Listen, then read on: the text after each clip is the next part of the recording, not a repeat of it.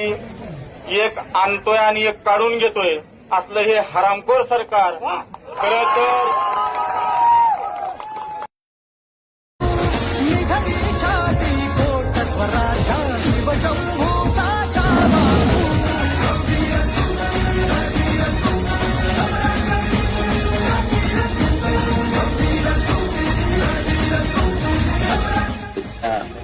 सभेमध्ये